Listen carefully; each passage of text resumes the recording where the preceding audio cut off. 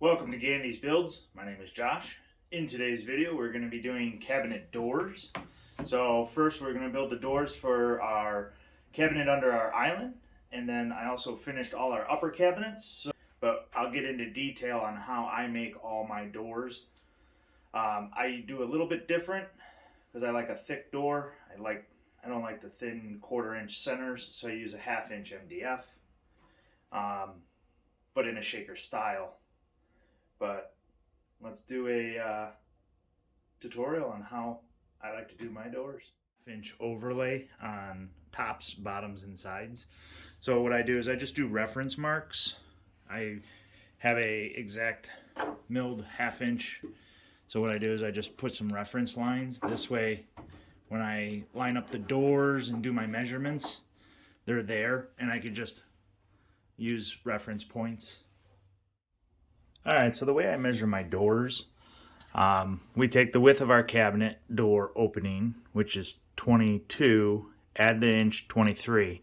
But when we go to set up our mortise and tenons, we know our stiles from top to bottom is just the overall height, which is the 29 and 11/16.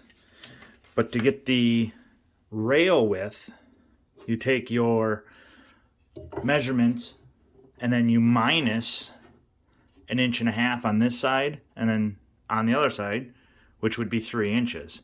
So if the width of our door is 23, we minus 3 inches, 20.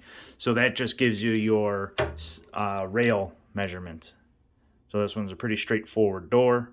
And then for the insert panel for our shaker, you just take the width of your rail and then the height, and then we do the same thing again, minus the 1.5 inches top and bottom, and that will give you your height of your interior panel too.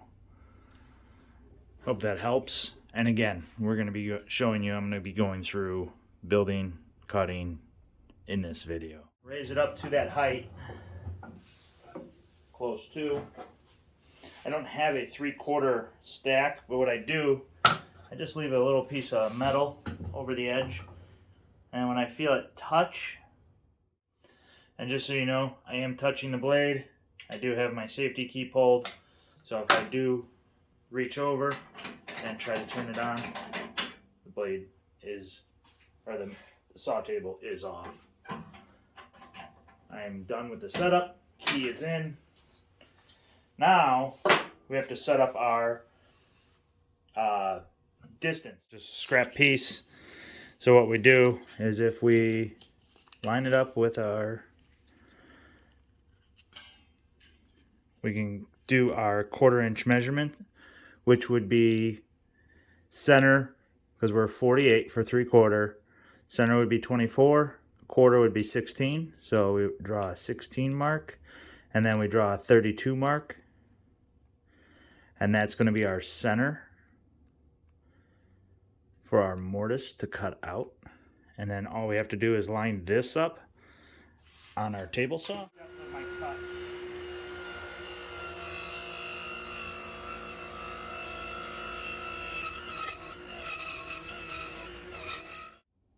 Alright, just got done running the rest of the 2 1/4 inch through the table saw with the 1/4-inch dado stack for cutting all our mortises. Now we can just go through and cut our lengths and then set up the 3/4 stack, and then we can cut all our tenons to each size that we need for each door frame.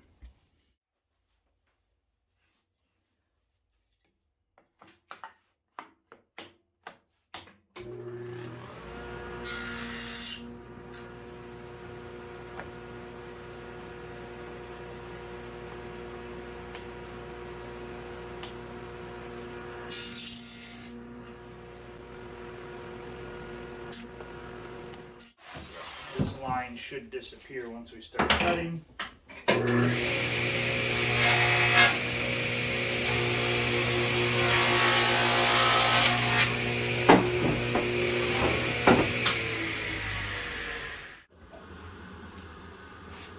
Okay, so I set up the dado. It's a 3/4 dado, same as we were using for our tenons. Stack fence is still, it's just touching.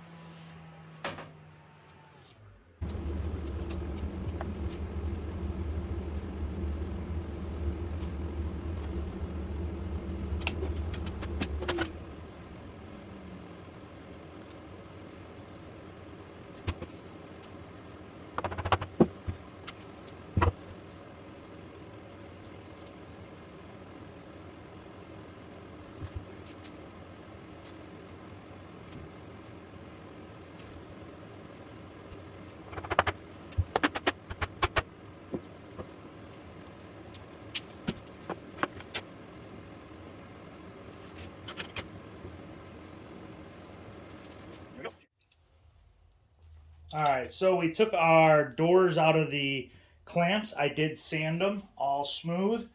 80 in some spots where it was a little rough on the edges. 120, 220, and then we'll paint, sand, prep, all that stuff. But we need to drill for our hinges. I did order Blum 1/2-inch overlay soft close. I do like these. I use these with the office build. So just going to install them. Use the Kreg jig. I usually I go 4 inches. I just go edge 4 inches in, top and bottom. This way everything's the same. So, and then we're only using it at a, what was it, 1/8 inch?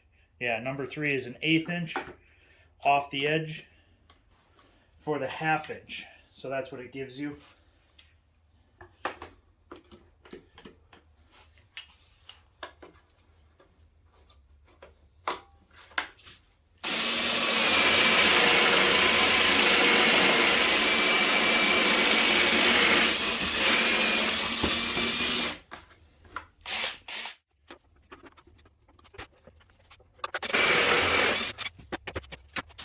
My other videos, I actually don't do the pre-drill for the screws. I square them to the door, and then I actually will use a self-centering drill. I don't know why, I just kind of like that. I know it's squared to the door.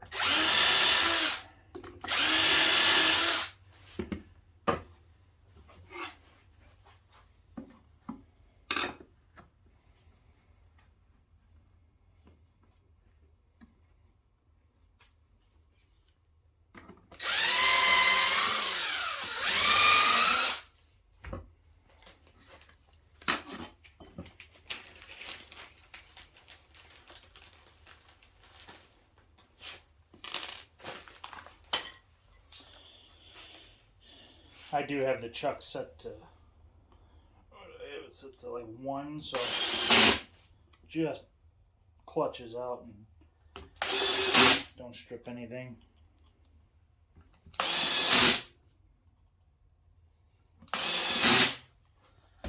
Alright. I clamp on a starting block, so I just use the same, any piece of wood.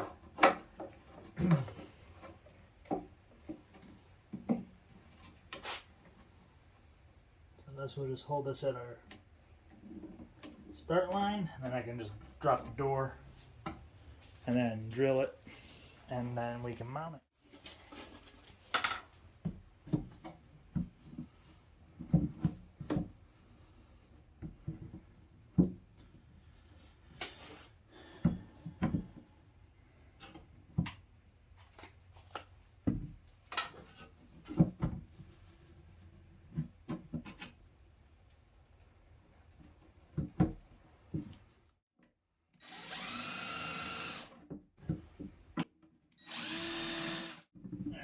We got our starting point.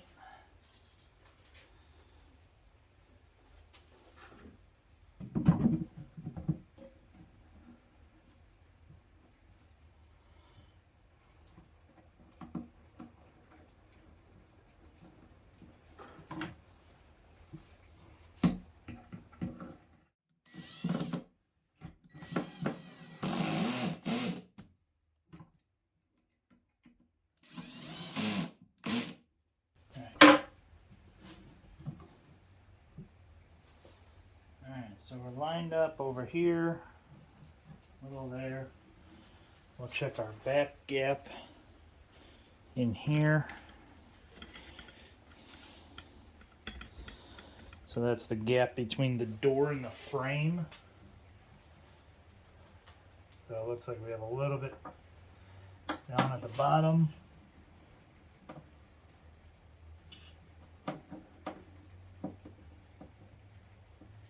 Close that up. Alright, let's see if that pull this in.